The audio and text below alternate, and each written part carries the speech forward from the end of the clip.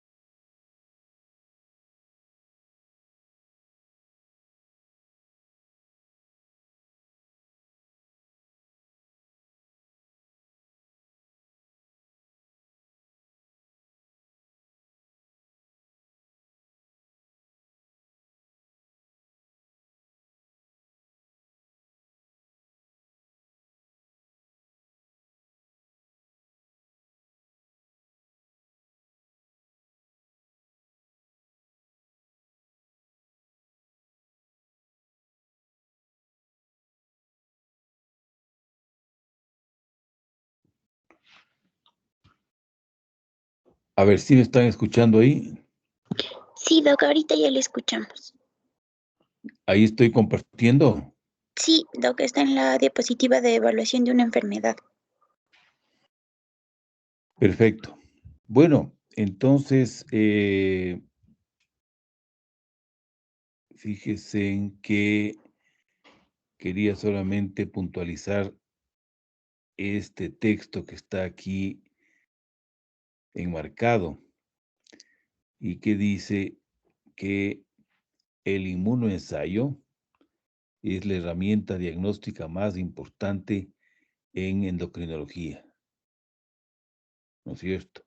Luego del examen físico, luego de la historia clínica, o sea, la historia clínica y el laboratorio son esenciales en endocrinología, y por eso es que vamos a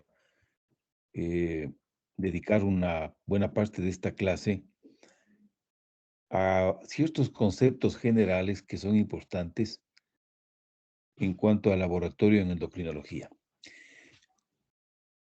Se miden normalmente las hormonas, ¿no es cierto? En lo que se llaman niveles basales, ¿no? Niveles basales de hormonas. Digan ustedes, podemos medir TSH, glucosa, ¿no es cierto? Cortisol, sin más.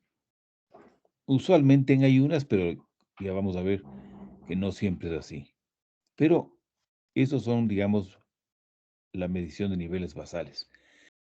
Y en endocrinología tenemos también, ya veremos en el curso de este seminario, cómo se emplean también lo que se llaman estudios dinámicos, ¿no es cierto? Y entonces, los estudios dinámicos eh, se suelen emplear cuando los niveles basales, ¿no es cierto?, se pueden confundir con los niveles que se pueden ver en el curso de algunas enfermedades endocrinas. Por ejemplo, les pongo un ejemplo. Cuando uno quiere descartar una deficiencia de hormona de crecimiento en un niño que está creciendo mal, ¿no es cierto? No nos sirve medirle la hormona de crecimiento en ayunas, por ejemplo, ¿no es cierto? ¿Por qué no nos sirve? Porque las personas normales, los niños normales, tienen los niveles de hormona de crecimiento indetectables la mayor parte del tiempo, ¿no es cierto? Y entonces el examen de hormona de crecimiento basal, un examen de GH aislado, no nos va a servir para detectar a los niños que tienen deficiencia de hormona de crecimiento, ¿no es cierto? Porque los niveles bajos ocurren normalmente en niños normales y lógicamente un niño con deficiencia también va a tener niveles bajos. Entonces fíjense en cómo en ese caso el nivel basal de hormona de crecimiento no sirve para el diagnóstico de la deficiencia. Entonces, en ese caso tenemos que utilizar pruebas de estimulación, ¿no es cierto? Que, como bien señala aquí, se utilizan para valorar una posible hipofunción endocrina, ¿no es cierto? Entonces, en el ejemplo que estábamos indicando, ante un niño con sospecha de deficiencia de hormona de crecimiento, ¿qué prueba hacemos? Le hacemos una prueba de estimulación con hipoglucemia insulínica, ¿no es cierto? Le inyectamos insulina de forma controlada, le provocamos una hipoglucemia al niño y se conoce que la hipoglucemia es un fuerte estímulo a nivel central para que la hipófisis libere hormona de crecimiento. Y ahí medimos la hormona de crecimiento. Entonces, normalmente, durante la prueba de estimulación en niños normales, la hormona de crecimiento aumenta, ¿no es cierto? De niveles prácticamente indetectables a niveles perfectamente detectables. Y entonces ahí sí, un niño con una deficiencia de hormona de crecimiento puede ser detectado, porque en el curso de una prueba de estimulación, su hormona de crecimiento no sube lo normal, ¿no es cierto? O se mantiene plana o sube pero muy poco. Entonces ahí se hace un estudio, un diagnóstico. Y asimismo, existen también las pruebas de supresión que se utilizan para valorar una hiperfunción endocrina, ¿no es cierto? Y entonces también aquí podemos ver un ejemplo. Si nosotros tenemos una paciente que tiene síntomas de síndrome de Cushing por exceso de cortisol, y estamos hablando de una hiperfunción endocrina, ¿no es cierto? Un Cushing, un exceso de cortisol. Entonces, va a ser difícil que hagamos el diagnóstico con niveles basales, ¿no es cierto? ¿Por qué? Porque los niveles basales por la mañana, ¿no es cierto? En personas normales pueden subir a 25, 30 microgramos por decilitro de cortisol. Y muchos pacientes que tienen síndrome de Cushing por la mañana pueden tener niveles de 25 o 30. O sea que el nivel basal no nos permite distinguir entre pacientes normales y pacientes con la hiperfunción. Entonces, ¿qué hacemos en ese caso? Utilizamos una prueba de supresión con un glucocorticoide potente como la dexametasona, ¿no es cierto? Y vemos si es que ese exceso de cortisol se suprime normalmente, ¿no es cierto? En personas normales, la dexametasona prácticamente suprime la producción de cortisol en una persona normal.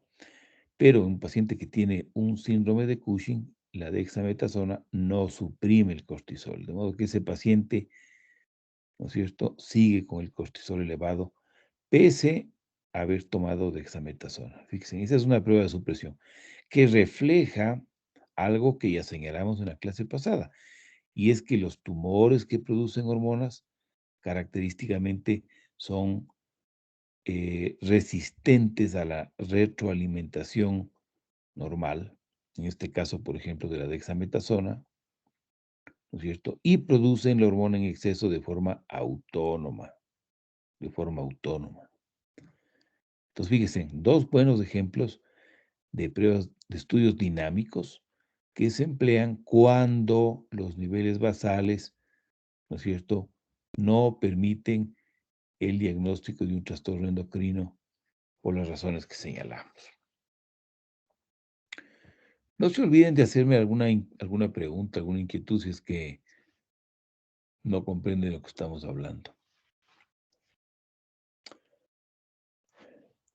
Otro aspecto que un médico tiene que tener claro es que los niveles basales de hormonas, ¿no es cierto?, eh, pueden variar dependiendo de una serie de factores y dependiendo de la hormona, ¿no es cierto?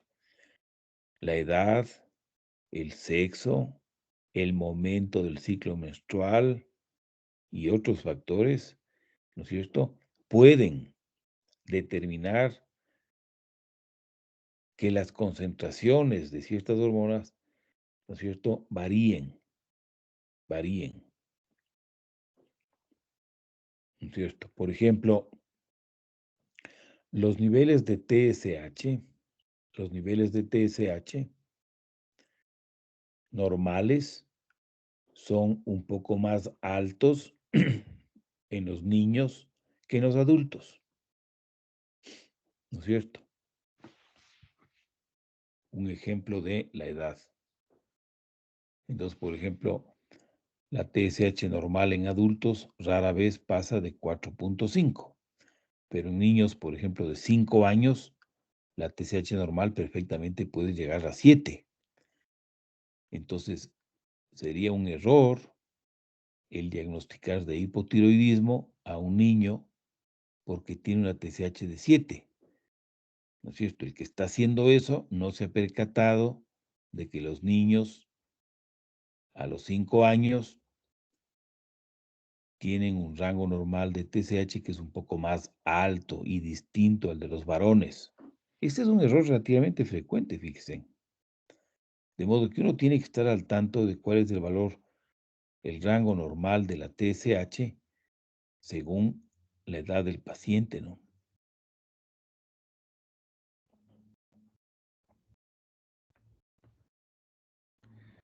Hay hormonas que varían eh, de acuerdo al sexo. Digamos, una que se me ocurre que es evidente es el nivel de estrógenos, ¿no? ¿No es cierto? Los varones tienen estrógenos, cuando se les mide en sangre estrógenos, tienen estrógenos, estradiol, el principal estrógeno, pero concentraciones bien bajitas, ¿no? Bien bajitas. En cambio, las mujeres normalmente tienen bastante estradiol. Hay hormonas que fluctúan durante el ciclo menstrual. El ejemplo más típico es la progesterona, ¿no es cierto? La progesterona se produce en el cuerpo lúteo y el cuerpo lúteo es un tejido que queda luego de la ovulación, ¿no es cierto? Entonces el cuerpo lúteo es el responsable de la producción de progesterona. Si un folículo ovárico no ha ovulado, entonces no produce progesterona, ¿no es cierto? Entonces, una mujer que tiene niveles de progesterona bajos durante todo el tiempo es una persona que no está ovulando, ¿no es cierto? No está ovulando. Es posible que tenga menstruaciones de forma irregular, impredecible, nunca regulares, ciclos regulares, ¿no es cierto? Entonces, si ustedes quieren saber si una mujer ha ovulado, le pueden medir la progesterona, ¿no es cierto? Si la progesterona está en el rango de ovulación, o de fase lútea, pues ustedes ya saben que la mujer tiene unos ovarios que están funcionando perfectamente, no que está ovulando.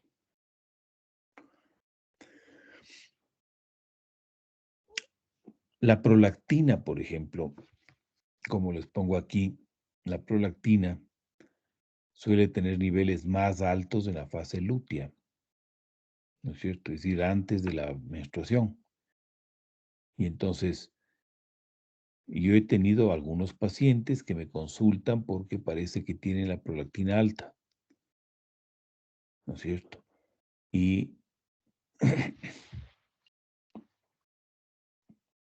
uno se da cuenta de que la prolactina fue tomada en días anteriores al periodo menstrual. Ese es un error, porque si uno repite la prolactina en la fase folicular, los resultados bajan y pueden ser perfectamente normales y se acabó el problema. Entonces, fíjense, son conocimientos importantes, ¿no? Y otra variación durante el día es característica del cortisol. Ustedes saben que el cortisol es una hormona que se produce de forma circadiana, ¿no es cierto? Las suprarrenales comienzan a producir cortisol entre eso de las 4 o 5 de la mañana y sus niveles máximos suelen llegar entre las 7 y las 8 de la mañana. Los niveles más altos en 24 horas están a esas horas. Y luego, a partir de las 9, 10, comienzan a bajar lentamente, lentamente, hasta que llegan a un nadir, hacia las 11 de la noche, los niveles más bajos, ¿no es cierto? Entonces, si uno quiere saber si un paciente tiene una deficiencia de cortisol, ¿no es cierto? Lo lógico es pedirle un cortisol por la mañana, porque ahí es cuando vamos a ver si las suprarrenales están produciendo cortisol en toda su potencia, ¿no? ¿Por qué sería un error pedirle el cortisol a las 11 de la noche? Porque normalmente el cortisol a las 11 de la noche está bien bajo, ¿no? Entonces no vamos a poder distinguir entre una insuficiencia suprarrenal y un nadir normal de cortisol, ¿no es cierto? Y lo mismo, ¿cuándo sería lo ideal medir un cortisol? Si es que tenemos un paciente con sospecha de un síndrome de Cushing, un exceso de cortisol. Pues lo ideal sería medirle no a las 7 de la mañana, que es cuando normalmente el cortisol está bien alto, sino más bien a las 11 de la noche, ¿no es cierto? ¿Por qué? Porque, como ya sabemos, el síndrome de Cushing típicamente son pacientes que pierden el ritmo circadiano y producen cortisol todo el tiempo, a toda hora, niveles altos. Entonces, es característico del síndrome de Cushing que el cortisol a las 11 de la noche no se encuentre bajo, sino más bien que siga alto, con niveles parecidos a los que había por la mañana, ¿no es cierto? Entonces, el cortisol es un ejemplo muy bueno de cómo depende del momento del día en el que se toma la muestra, ¿no? Estos son ejemplos que ilustran que el médico tiene que tomar en cuenta eh, para interpretar los niveles basales de hormonas, ¿no es cierto? Tiene que conocer que hay algunas hormonas que experimentan fluctuaciones, ¿no es cierto?, de acuerdo a ciertas condiciones. Y un segundo aspecto de los niveles basales, y este es muy importante, quiero que ponga mucha atención, es lo que se señala aquí, ¿no? Se puede obtener, esto es un texto que saco directamente de nuestro libro del Harrison. Dice el autor de nuestro texto, de nuestro capítulo, que se puede obtener mucha información al medir varios componentes de un eje endocrino de forma simultánea, ¿sí? Entonces, ¿cuáles son los componentes de un eje endocrino? Digamos, por ejemplo, en el caso de la hipófisis, el eje gonadal sería en un varón la testosterona y las gonadotropinas, que son las que le hacen funcionar al testículo, ¿no es cierto? En el caso de la tiroides, ¿cuáles serían los componentes del eje endocrino? La TSH, que estimula la tiroides, y la T4, que refleja la estimulación de la tiroides, ¿no es cierto? Pero también tenemos otros ejes endocrinos, ¿no es cierto?, en donde los componentes pueden ser el nivel sérico de calcio y el nivel de PTH, que es el principal regulador de los niveles de calcio. Ambos tienen una íntima relación, ¿no? Entonces, cuando medimos los varios componentes de un eje endocrino, podemos hacer un diagnóstico mucho más preciso. Entonces, ¿qué quiere decir eso? Por ejemplo, aquí les he traído 4 ejemplos. Un paciente que tenga un nivel de testosterona baja, ¿no es cierto? Es un paciente que tiene un hipogonadismo, ¿no es cierto?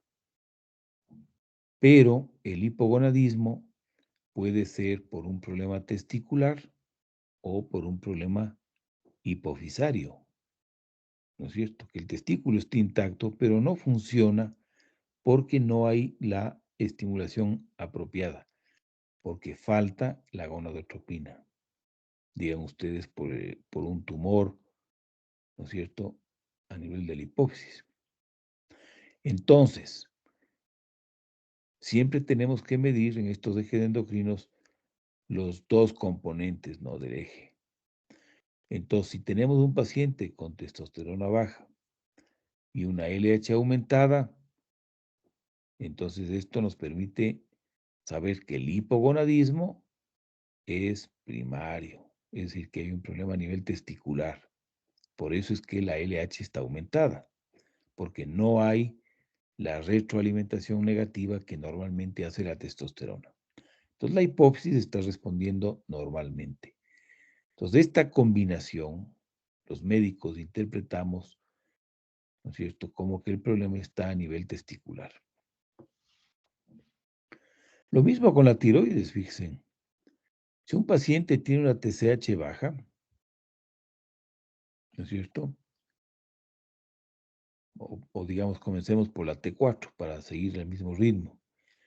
Digamos que un paciente tiene una T4 muy baja y síntomas de hipotiroidismo. El paciente tiene un hipotiroidismo, ¿no es cierto? Pero si le pedimos, aparte de la T4, también la TSH, y resulta que la TSH está baja, entonces, al medir estos dos componentes del eje tiroideo, nosotros podemos llegar a un diagnóstico mucho más preciso, ¿no?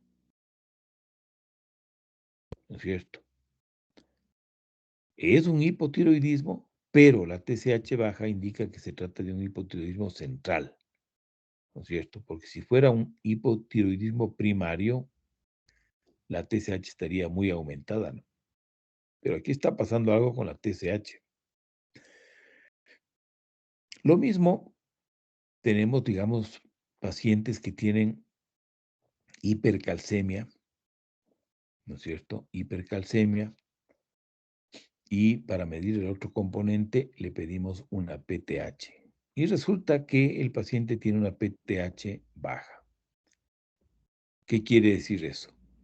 Que la PTH no es la causa de la hipercalcemia, porque si fuera la causa, entonces la PTH estaría normal o elevada.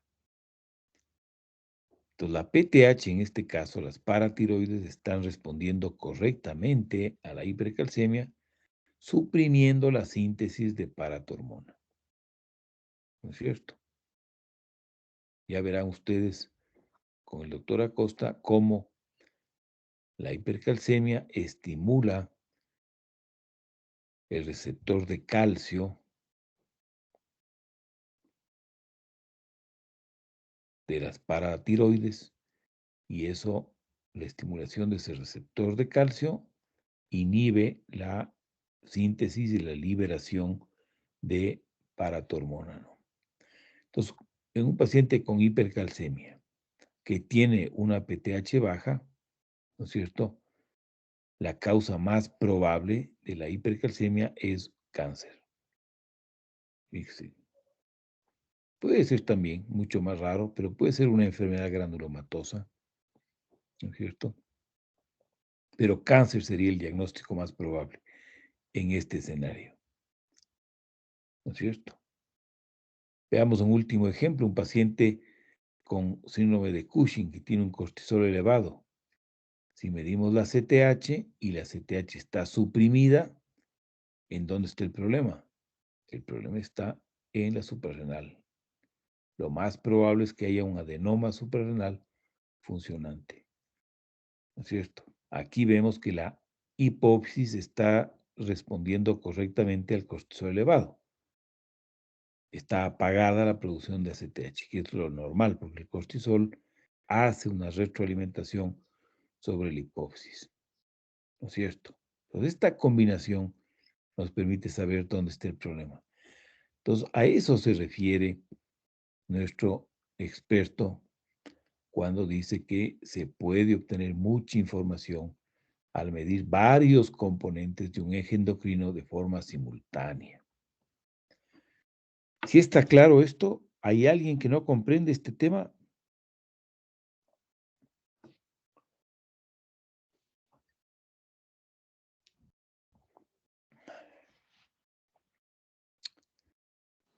Doc, una preguntita. A ver, Entonces, esto sugiere que lo mejor sería realizar como una otra prueba complementaria, como por ejemplo en el último ejemplo que usted mencionó, si hacemos una prueba de cortisol y esta nos sale elevada, lo mejor sería hacer también una prueba de CTH para ver cómo está su respuesta. claro, claro. Lo mismo, si tienes un paciente con hipercalcemia, ¿no es cierto? Hay que pedir la PTH para ver en dónde está el problema. Lo mismo, si tienes una T4 baja, es mandatorio pedir una TSH para ver por qué es que hay un hipotiroidismo, ¿no? ¿Es un problema tiroideo o es un problema central? Y lo mismo, si tienes un paciente con hipogonadismo, ¿no es cierto? Pues la medición de una gonadotropina, FSH o LH, ¿no es cierto? Nos va a decir mucho de dónde está el problema, ¿no? Y así con todos, en los ejes endocrinos, esto funciona más o menos así siempre, ¿no?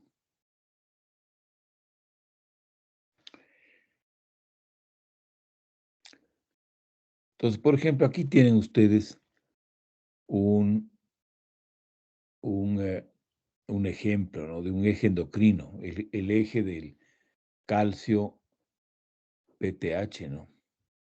Entonces, fíjense, aquí tenemos nosotros el caso que comentábamos, un paciente con hipercalcemia, que tiene calcios por encima de 10.5 y que sin embargo sus niveles de paratormona están bajos, ¿no? Dicen, bajos. Entonces, estos puntos rojos, que son el caso de nuestro paciente anterior, ¿no es cierto? Lo más probable es que sea una hipercalcemia del cáncer, ¿no es cierto? Fíjense en estos otros puntos. Todos estos puntos tienen también hipercalcemia, ¿no? Cualquiera de estos puntos tiene niveles que están por encima de 10.5, fíjense. Pero, a diferencia de estos pacientes tienen PTH bien aumentada, ¿no? Entonces, cuando hay hipercalcemia con paratormona elevada, lo que quiere decir que la paratormona no está respondiendo correctamente a la señal de la hipercalcemia, ¿no? Eso indica que hay un hiperparatiroidismo primario, ¿no? ¿no es cierto? Y fíjense ustedes estos puntitos aquí. Estos son pacientes que en cambio tienen hipocalcemia. Pero además de la hipocalcemia, tienen una deficiencia de paratormona. Fíjense, o sea, no está elevada en estados de hipocalcemia, lo lógico sería que la paratormona esté bien elevada, ¿no? Pero en estos pacientes, la hipocalcemia se acompaña de niveles séricos de paratormona bajos. ¿Qué significa eso? Que el paciente tiene un hipoparatiroidismo, ¿no? Esto se vería, por ejemplo, en pacientes que tienen un hipoparatiroidismo autoinmune o en pacientes que han sido operados de la tiroides y que en quienes se ha lesionado la paratiroides, ¿no? Las glándulas paratiroides. Entonces, este es un concepto esencial en endocrinología, ¿no es cierto?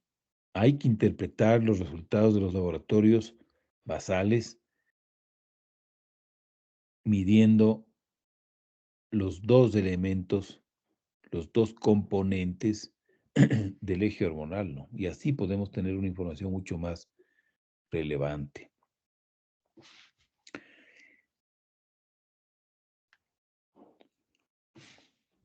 Esto es un poco de lo que acabamos de señalar, ¿no? Los niveles basales pueden sobreponerse con los asociados a patologías endocrinas. Y ahí es cuando hacemos uso de las pruebas dinámicas, ¿no es cierto? Entonces tenemos pruebas de supresión cuando hay sospecha de hiperfunción endocrina, ¿no? El caso típico es la prueba de supresión con dexametasona en la valoración de un síndrome de Cushing. Y otro buen ejemplo es este, ya veremos en nuestro seminario, pero este es un buen ejemplo. En pacientes que tienen acromegalia, es decir, un tumor hipofisario productor de hormona de crecimiento, los niveles basales de GH pueden confundir, ¿no es cierto? Porque a veces la hormona de crecimiento se secreta como picos, ¿no? Hay pulsos de liberación de GH desde la hipófisis. Entonces, los niveles en sangre pueden estar un poquito aumentados en el curso de un pico, de un pulso, pero después de poco bajan otra vez a niveles prácticamente indetectables, ¿no es cierto? Entonces, en un paciente, un nivel altito de hormona de crecimiento no necesariamente significa que el paciente tiene acromegalia, porque puede haberse dado el caso de que le tomamos la muestra justo en el curso de un pulso de hormona de crecimiento, ¿no? Entonces, aquí la prueba diagnóstica para la acromegalia es la prueba de supresión con glucosa. Entonces, le damos al paciente una carga de glucosa parecida a la que hacemos cuando queremos descartar una diabetes en un paciente y medimos la hormona de crecimiento. Y normalmente en personas normales, la glucosa ocasiona una disminución rápida de los niveles de GH en sangre. En cambio, los pacientes que tienen acromegalia no suprimen los niveles de GH, de modo que los niveles de GH se mantienen elevados. Esa respuesta es diagnóstica de acromegalia. Fíjense, es muy fácil hacer el diagnóstico de acromegalia, ¿no?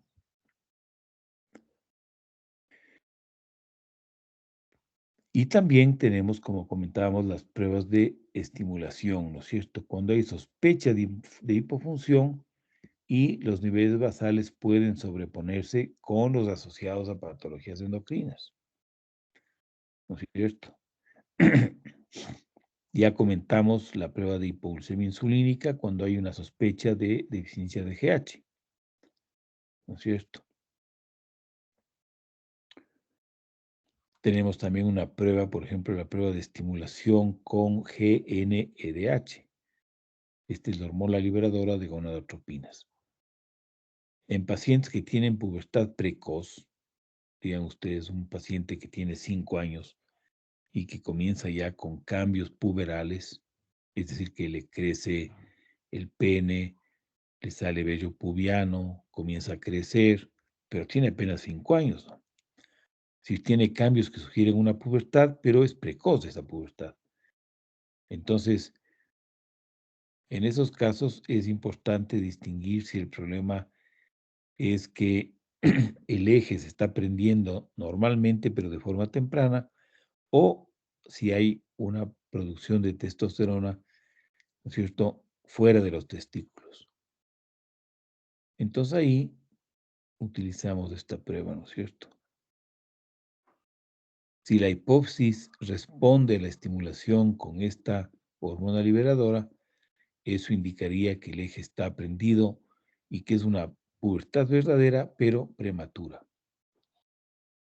En cambio, si la hipófisis no responde y está apagada, es decir, que sigue en estadio infantil, eso nos llevaría a pensar que probablemente el paciente puede tener un tumor que está produciendo testosterona y que está ocasionando esos cambios que parecen puberales, ¿no? Entonces se habla de una pseudo pubertad precoz.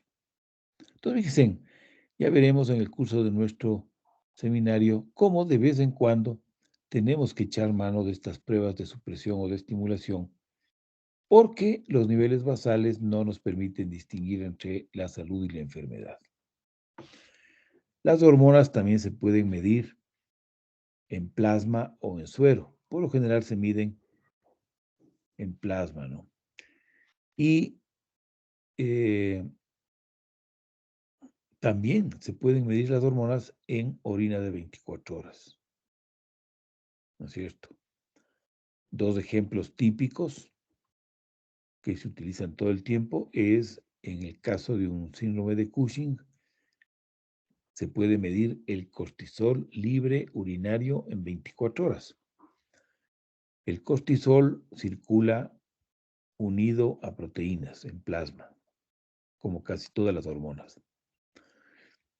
Y solamente la fracción libre es la que se filtra por el riñón y aparece en la orina.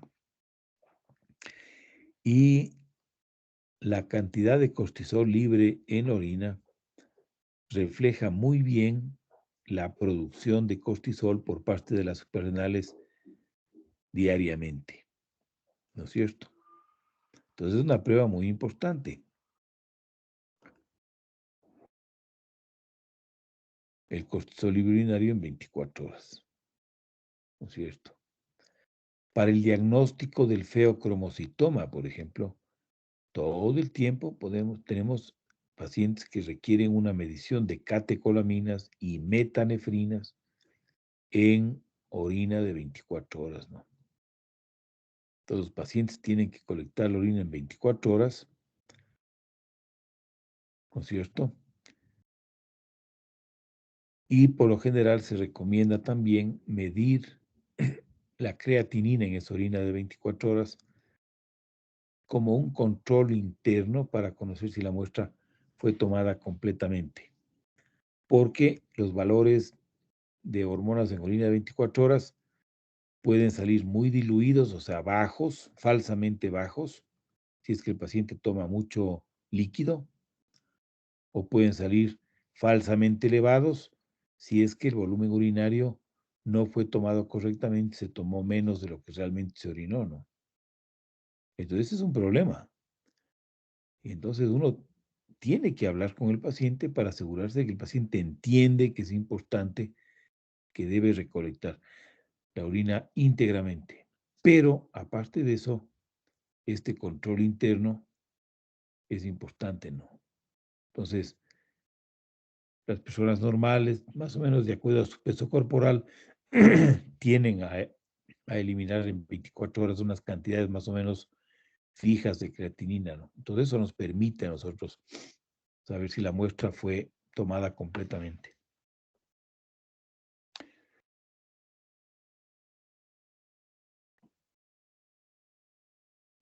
Luego, en endocrinología tenemos también otro auxiliar diagnóstico que es clave, que son los estudios de imagen, ¿no? Los estudios de imagen. Los estudios de imagen son muy importantes en endocrinología. Y tenemos estudios de imagen para prácticamente todas las glándulas endocrinas, ¿no? Por ejemplo, tenemos la ecografía de la tiroides. Fíjese, la ecografía de la tiroides es un estudio de imagen que nos permite ver a la tiroides con alta definición. Alta definición. Fíjense, en este puntito que ustedes ven aquí, debe tener unos 2 milímetros. ¿Sí? Entonces, fíjense, con la ecografía de la tiroides uno puede detectar lesiones tan pequeñas como de 2 milímetros. Fíjense. Entonces, es una técnica exquisitamente sensible para detectar tumores en la tiroides. Y también la ecografía es invalorable para medir el tamaño de la tiroides, ¿no es cierto? Podemos medir la tiroides en el diámetro lateral, anteroposterior y longitudinal y podemos calcular el volumen. Y existen tablas de volumen tiroideo normal por edad y en adultos varones y mujeres. Las mujeres por lo general tienen un volumen mayor, perdón, los varones tienen un volumen un poco mayor al de las mujeres, ¿no es cierto? Y fíjense, yo les he traído este gráfico, ¿no es cierto?, en donde se ve, fíjense, aquí está la tráquea, ¿no? Esta es la tráquea. Aquí está la tráquea. Aquí está la tiroides, como se ve en este diagrama, aquí está la tiroides. ¿Sí? Aquí está la arteria carótida común. Esta es la arteria carótida común. ¿Sí? Aquí no se le ve bien, pero también cerca de la carótida, por aquí está la vena, la yugular interna. Fíjense, la yugular interna. Aquí no se ve, pero en este sitio típicamente suele aparecer el esófago. ¿Sí? Y luego aquí tenemos los músculos, fíjense.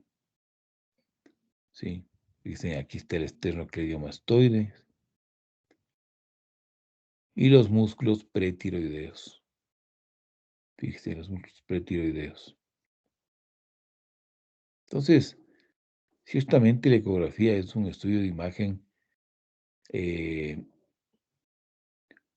muy útil para valorar las enfermedades de la tiroides, ¿no? El tamaño, la presencia de nódulos, el aspecto de los nódulos, el tamaño de los nódulos, el número de nódulos, en fin. Fíjense, aquí tenemos una otra ecografía, ¿no? Esta ecografía ha detectado un tumor, ¿no es cierto?, en la tiroides. Fíjense que este tumor tiene una ecogenicidad menor a la de la tiroides normal, ¿sí? Es un tumor que le podemos medir, ¿no? Y fíjense, aquí se ve un nodulito pequeño que seguramente no pasa de los 2 o 3 milímetros, con esa puntita, ese punto hiperintenso. Eso es típico de los nódulos coloides, que es un tipo de nódulo que se ve en la tiroides que son muy frecuentes y que son benignos universalmente, ¿no?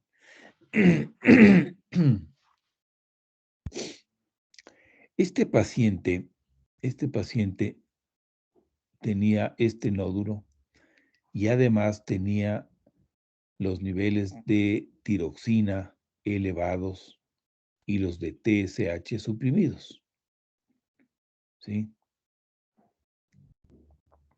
Y entonces el paciente estaba hipertiroideo. Entonces, en esos casos, podemos utilizar, ¿sí?, un otro estudio de imagen en endocrinología que es una gammagrafía. Una gammagrafía, fíjense. Es un estudio completamente diferente, ¿no? Aquí al paciente se le da una dosis diagnóstica de yodo 131, ¿no es cierto? En otros países en los que se dispone de material radioactivo diariamente, se puede utilizar un yodo radioactivo que es el yodo 123, que emite una radiación mucho menos intensa, ¿no? Y se utiliza más para este tipo de estudios.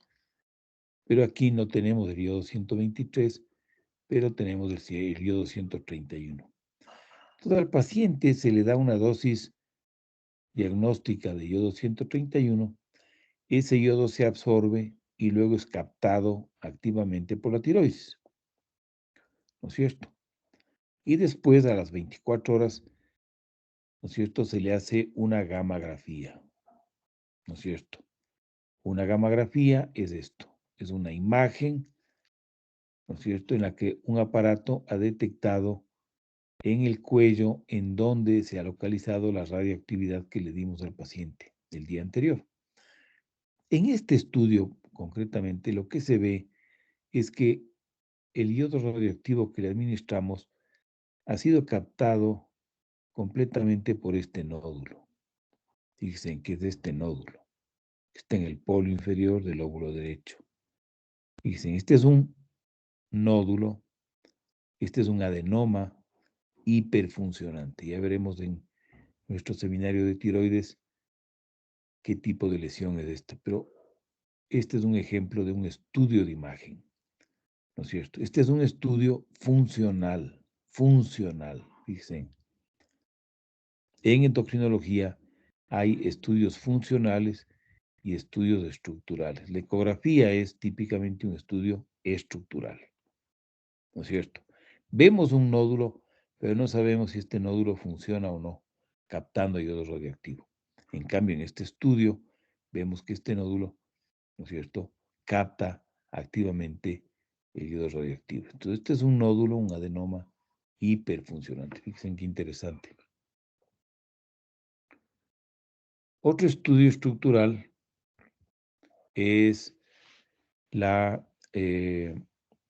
resonancia magnética de la hipófisis y la tomografía axial computarizada. Son los dos estudios de imagen. Actualmente se utilizan de preferencia la resonancia magnética en muchos casos porque tienen una mejor definición y no emplea radiación ionizante, ¿no?, como hacen los rayos X en la tomografía. En la resonancia magnética, fíjense, en endocrinología se utiliza de vez en cuando para valorar la hipófisis cuando hay sospecha de tumores, la resonancia magnética. Entonces, fíjense, esta es una resonancia magnética en la que aquí se ve la hipófisis, aquí se ve el tallo hipofisario que baja desde el hipotálamo, que está por aquí, llevando las hormonas liberadoras a la hipófisis, ¿no es cierto? La hipófisis está dentro de la silla turca y la silla turca incluye, por fuera de la silla turca se encuentra el seno cavernoso, que está aquí. Por el seno cavernoso pasa la arteria carótida interna, ¿no?, en su camino al sistema nervioso central. Poco después se divide en arteria cerebral media y arteria cerebral anterior, ¿no? Pero este es el seno cavernoso, fíjense. A veces se pueden ver aquí imágenes de los pares craneales que pasan por el seno cavernoso, ¿no?, en su trayecto a los músculos extraoculares. En todo caso, fíjense, en este estudio de imagen se ve aquí una imagen un poquito hipodensa, ¿no es cierto?, que eleva un poco el techo de la silla turca, perdón, el techo de la hipófisis, y que parece que desplaza también, fíjense, al tallo hipofisario hacia este lado, ¿no? Señales inequívocas de que aquí puede haber un pequeño tumor, un microadenoma. Fíjense en otro estudio de imagen que veremos con más detalle cuando entremos al capítulo de hipófisis. el día lunes, me parece que ya comenzamos con el seminario de enfermedades del hipotálamo y la hipófisis.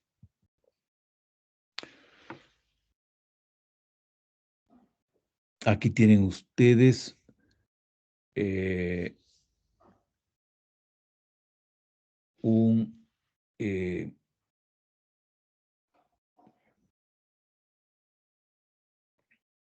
este es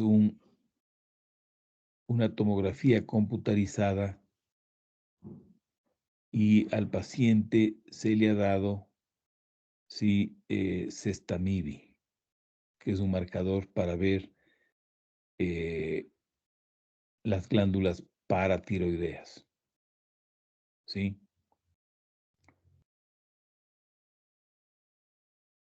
Entonces, este es un estudio que emplea un estudio combinado, ¿no? Que estudia, que sobrepone la tomografía computarizada y la gammagrafía. Sí, por eso se llama, se llama un SPECT. Sí, un SPECT. Entonces se sobrepone la tomografía que nos da una visión tridimensional, ¿no es cierto?, sobre otro estudio en el que se puede ver la emisión de radioactividad por el Cestamib. ¿No es cierto? Este es un SPECT con Cestamib. Entonces, esta es una mujer de 46 años que tiene un calcio elevadísimo de 13, lo normal es hasta 10, 10.2, tiene un calcio de 13 y fíjense, tiene una paratormona, una PTH de 350. Entonces ya sabemos que esta combinación paratormona elevada, calcio elevado, es diagnóstico de un hiperparatiroidismo primario. Ahora, el problema es que son 4 paratiroides. Esta paciente tiene que ser operada. Y lo ideal sería que si se opera, el cirujano sepa en dónde está el adenoma que produce la paratormona, ¿no? Entonces ahí es cuando se hacen estudios de imagen. Entonces fíjense en el estudio, en la Cestamib, en el SPECT con Cestamib, que es tecnesio, un tipo de tecnesio radioactivo, en la gammagrafía sobremontada con la tomografía, se ve perfectamente, fíjense aquí un adenoma en el polo inferior de la tiroides. Aquí está la tiroides, fíjense. Y en el polo inferior se ve, en la tomografía ya se ve el adenoma, ¿no? Aquí. Esta es una tomografía sin contraste y este es con contraste. Fíjense cómo el contraste eleva un poco. Pero aquí no podemos saber muy bien si esto está dentro o fuera de la tiroides y si es que esto es tejido paratiroideo o no. Se ve un adenoma, un puntito ahí anormal que no se ve en el otro lado. Pero la prueba con el tecnesio Cestamib nos permite saber que efectivamente esta anormalidad corresponde a una paratiroides, porque es típico del Cestamib localizarse en tejidos que son de estirpe paratiroidea. Entonces, fíjense, esta paciente, en principio, podría hacerse una operación más rápida en la que el cirujano, en vez de explorar ambas tiroides en la parte posterior para ver en dónde está el adenoma, en este caso puede ir directamente para extraer el adenoma que está en el polo inferior del lóbulo izquierdo de la tiroides, ¿no? Dicen que interesante. Para el que esté interesado en revisar esta imagen, esto fue publicado en el New England Journal of Medicine hace unos 3 años en esta dirección.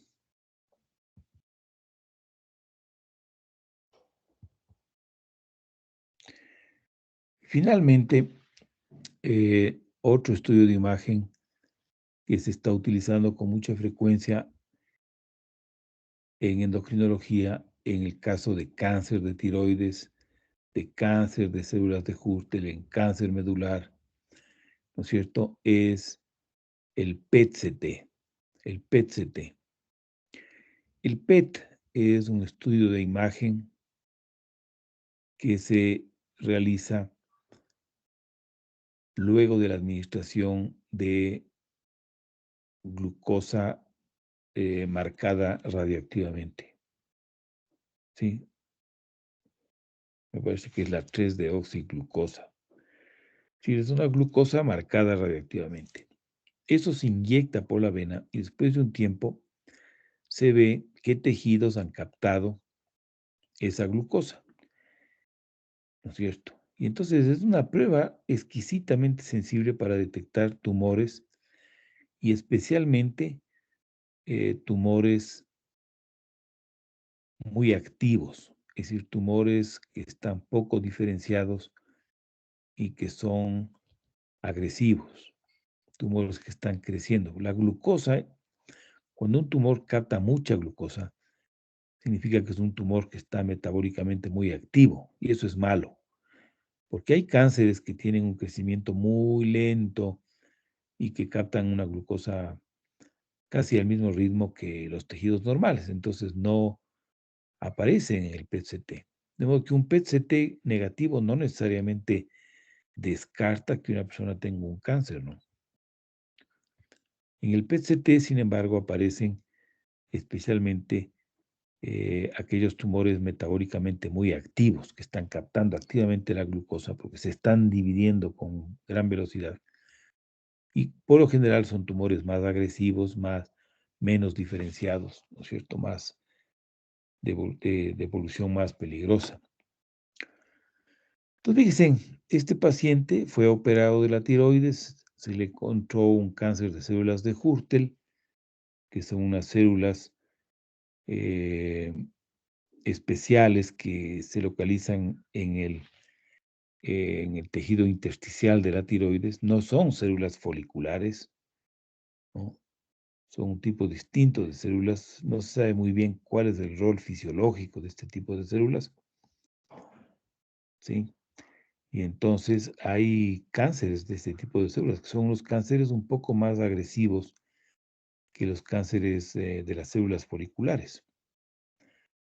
Entonces, dicen, este paciente fue operado, fue tratado con yodo radioactivo y un tiempo después se le hizo un PET-CT para hacer un seguimiento y lo que se ve es que el paciente tiene, fíjense, múltiples metástasis, aquí hay un ganglio, múltiples metástasis pulmonares, ¿no?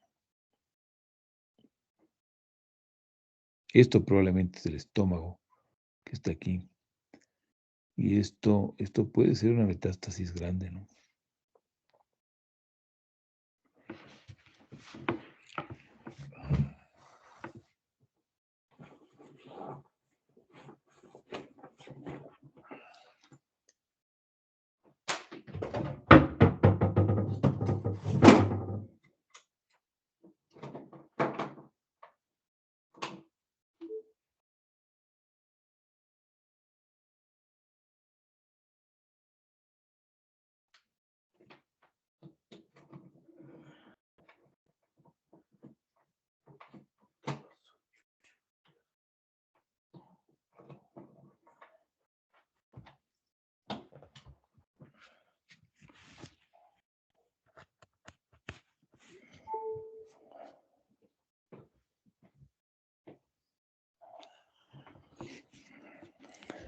Bueno, entonces, fíjense, aquí tienen ustedes otro buen estudio de imagen, ¿sí? Perfecto. Yo creo que ahí lo vamos a dejar por hoy. No sé si tienen alguna pregunta, alguna inquietud respecto a lo que hemos revisado en esta clase.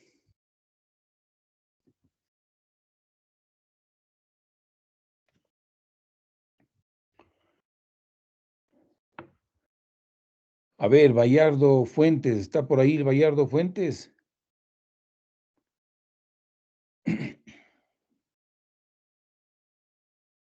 ¿Aló? ¿Sí me están escuchando? Sí se la escucha. A ver, ¿Bayardo Fuentes está por ahí o no?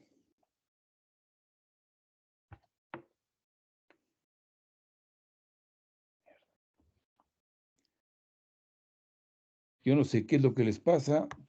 Está como que están asistiendo, pero no contestan. Francisco Ramírez, Sí, Doc, presente. Buenos días. ¿tienes alguna inquietud?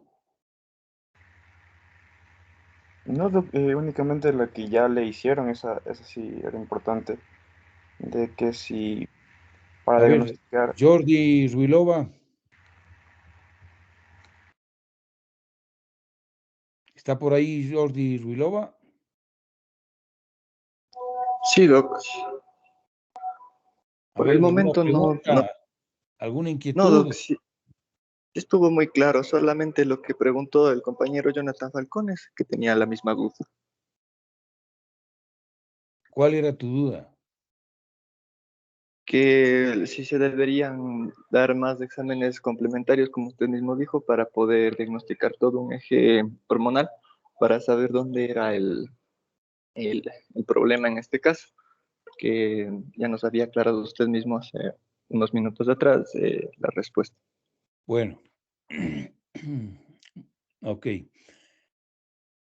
A ver, entonces, quiero recordarles que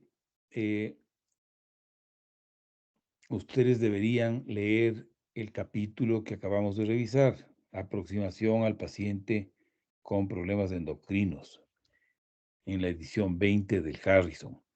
Me parece que son 2 páginas, de forma tal que consoliden los conocimientos que hemos revisado en estas 2 clases. Es una introducción muy importante esa. Ahora, la información más importante. Este fin de semana quiero que estén atentos, ya de hecho desde esta tarde tienen que estar pendientes porque se va a abrir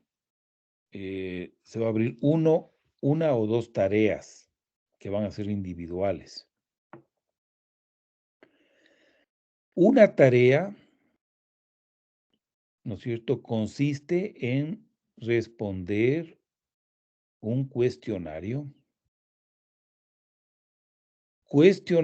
que viene del capítulo del Harrison que se refiere al mecanismo de acción hormonal.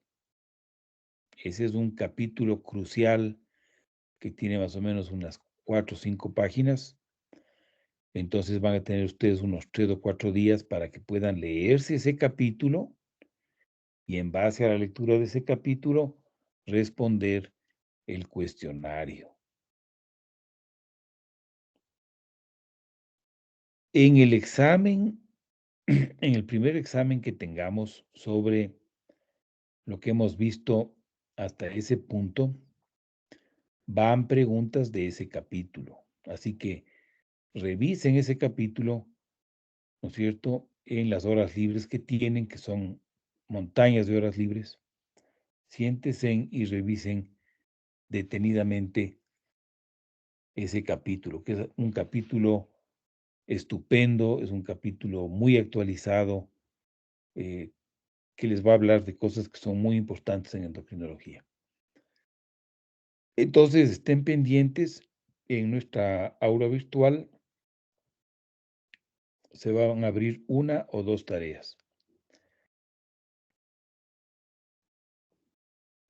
Ustedes ya saben que cuando se abre una tarea, entonces aparece desplegado el cuestionario, ¿no es cierto? No solamente mencionada la tarea, sino desplegado el contenido.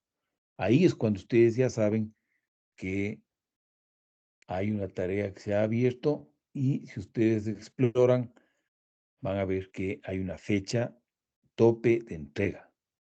Ahora, aquí, como estamos comenzando el seminario, les quiero dar 2 recomendaciones. La primera, como usualmente indica la información relacionada con la tarea, ustedes van a subir,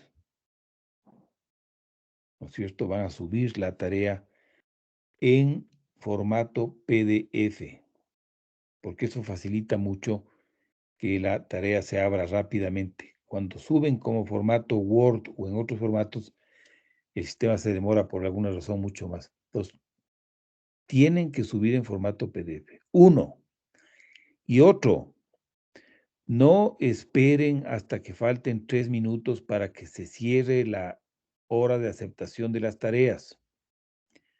Porque como estamos hablando de cosas tecnológicas, a veces pasan imponderables y entonces resulta que en los 3 minutos que se dieron para subir la tarea pasa algo y luego ya el sistema no les acepta.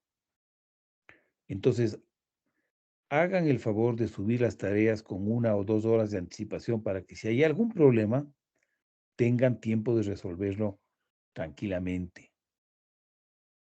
Tranquilamente. Ustedes y yo tenemos que aprender a entregar las cosas a tiempo. A tiempo. Eso es parte de la educación que ustedes tienen que recibir. Si les dicen que hay que entregar hasta el día jueves a las 12, pues hay que entregar antes del jueves a las 12. Entonces, salvo casos muy excepcionales, los estudiantes o los grupos que no entreguen dentro del tiempo sugerido no serán calificados. No serán calificados. Tomen en cuenta esta recomendación. Y finalmente, como le comenté, pero no veo que haya leído la respuesta que le hacía una de las personas con las que estoy en contacto a través de WhatsApp, que me envió una comunicación del director de la escuela, el doctor Casar, indicando que las clases teóricas virtuales tenían que ser durante la tarde. Entonces yo me puse en contacto con el doctor Casar. Y entonces hemos quedado en que los primeros 15 días, a partir de hoy, tendremos nuestras clases, como siempre, de 7 a 8:30, 8:45. Pero después de 15 días, en vista de que ya parece que van a comenzar prácticas, lo cual no es algo que sea necesariamente definitivo, pero parece ser que van a comenzar prácticas en gastro, en dermato y en alguna otra materia. Entonces, hemos quedado en que nuestro horario no cambia, pero vamos a recibir clases de un poco antes de las 7 hasta las 8:15, 8:30, de forma tal que tengan tiempo de llegar a las prácticas. Y por supuesto, el doctor Casar se va a encargar de hablar con el doctor Abarca, con una doctora de dermatología, para que ellos estén al tanto de que el día lunes y viernes pueden llegar un poquito tarde. Bueno, con todas estas indicaciones, no sé si tienen alguna inquietud. Caso contrario, nos vemos el día lunes a las 7 de la mañana. El que quiera adelantarse, ya sabe, vamos a comenzar con el seminario de patología hipofisaria. ¿Hay alguna inquietud, alguna pregunta?